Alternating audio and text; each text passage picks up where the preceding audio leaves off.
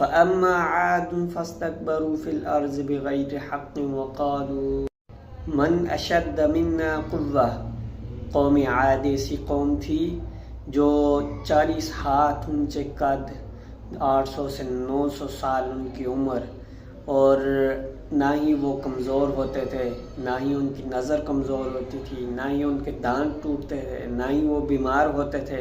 لیکن ایسی قوم جب اللہ رب العزت نے اپنے دین کی طرف بلایا تو وہ اس سے نافرمان ہو گئے۔ آپ دیکھیں حضرت ہود علیہ السلام کو اللہ رب العزت نے اس کے پاس بھیجا کہ آ جاؤ میری طرف، میرے دین کی طرف، لیکن کیا کرنے لگے؟ نافرمانی کرنے لگے، کہنے لگے کیا تم ہو جو ہمیں اللہ کی طرف بلا رہے ہو؟ تمہارا رب کیا کر سکتا ہے؟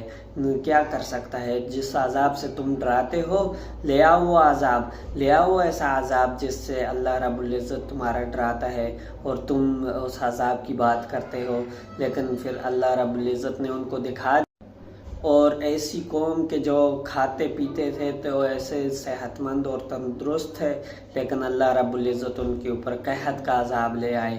پھر اس کے بعد بارشیں بند ہو گئیں، اس کے بعد ان کے اناج ختم ہو گئے، وہ سانپ بچھو ہر چیز کھانے لگے، دنیا کے اندر اناج ختم ہو گئے، وہ درختوں کے اتار کے پتے کھانے لگے، وہ بھی ختم ہو گئے۔ پھر اللہ رب العزت سے دعا مانگنے لگے، اور وہ اپنا ایک نمائندہ انہوں نے خانہ کعبہ بھیجا اور کہا کہ جاؤ جا کے وہاں سے دعا مانگو کہ ہم اپنے رب سے دعا کرو کہ بارش لے آئے۔ اللہ رب العزت نے ان سے کہا کہ کون سا بادل لے کے آؤں، کالا یا نیلا یا پھر سفید؟ کیونکہ وہ سوچتے تھے کہ جو کالے بادل ہوتے ہیں اس میں سے بارش برستی ہے، تو انہوں نے کہا کہ ہمیں کالے بادلوں کی ضرورت ہے۔ لیکن اللہ رب العزت نے ان کے اوپر ایسی تند و تیز ہوائیں اور بارش نازل کی کہ وہ اڑنے لگے ہواؤں میں، اور ہوائیں ان کو اٹھا کر دیواروں کے ساتھ، اٹھا کر ان کو پتھروں کے ساتھ مارنے لگی۔